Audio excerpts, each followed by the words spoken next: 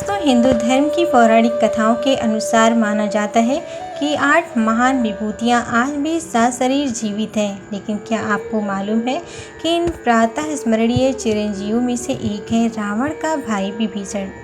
दोस्तों, आइए जानते हैं विभीषण के चिरंजीव होने की कथा। हिंदू धर्म की पौराणिक कथाओं के अनुसार माना जाता है कि 8 महान विभूतियाँ आज भी सशरीर जीवित हैं, जिनमें से कुछ रामायण काल की हैं तो कुछ महाभारत काल की, तथा कुछ विभूतियाँ उससे भी पहले के काल से आज तक जीवित हैं, यथा परशुराम और मार्कंडेय ऋषि। मान्यता है कि ये विभूतियाँ अनंत काल तक धरती पर सशरीर रहकर धर्म की रक्षा और मानव मात्र की सेवा करती रहेंगी। लेकिन क्या आपको मालूम है कि इन प्रातः स्मरणीय चिरंजीवों में से एक है रावण के भाई राक्षस राज विभीषण।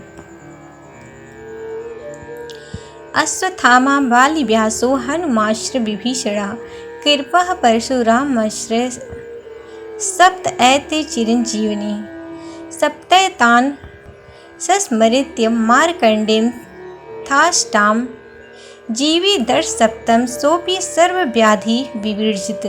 अर्थात अश्वत्थामा, बाली, वेदव्यास, हनुमान जी, विभीषण, कृपाचार्य, भगवान परशुराम, ये 7 चिरंजीव हैं और इन 7 के साथ 8वें चिरंजीव मार्कंडेय ऋषि के नाम रोज सुबह जाप करना चाहिए। इनके नाम का जाप से व्यक्ति को निरोगी सशरीर और लंबी आयु मिलती है।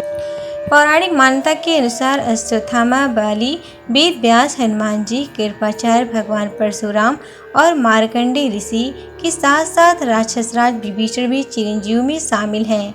उत्तर रामायण में प्रसंग आता है कि जब प्रभु श्री राम अपने पुत्रों लव कुश को अयोध्या का राजपाट सौंपकर परम धाम लौट रहे थे, भगवान राम ने अपने अनन्य भक्त रुद्रावतार हनुमान जी को धरती लोक में भक्तों के संकट दूर करने और धर्म की रक्षा के लिए कलयुग के अंत तक धरती पर रहने को कहा।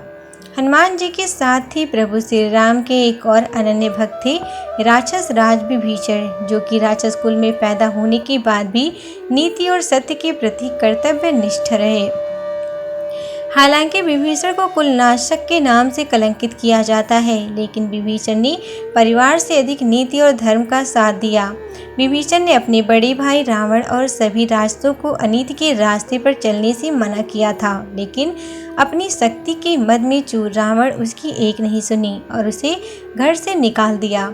भगवान राम के प्रति अपनी अगाध श्रद्धा और भक्ति के कारण प्रभु श्री राम ने न केवल विभीषण को लंका का राज्य सौंपा, बल्कि अनंत काल तक धर्म की रक्षा का कर्तव्य भी दिया। प्रभु श्री राम के इसी वरदान के कारण विभीषण आज भी जीवित हैं और प्रातः स्मरणीय चिरंजीवों में शामिल हैं। दोस्तों, इस आर्टिकल में निहित किसी भी जानकारी, सामग्री, गणना की सटीकता या विश्वसनीयता की गारंटी नहीं है। विभिन्न माध्यमों, ज्योतिषियों, पंचांग, प्रवचनों, मान्यताओं, धर्म ग्रंथों से संग्रहित कर ये जानकारी आप तक पहुंचाई गई है। हमारा उद्देश्य महज सूचना पहुंचाना है। इसके उपयोगकर्ता इसे महज सूचना समझकर ही लें। इसके अतिरिक्त इसकी किसी भी उपयोग की जिम्मेदारी स्वयं उपयोगकर्ता की ही रहेगी।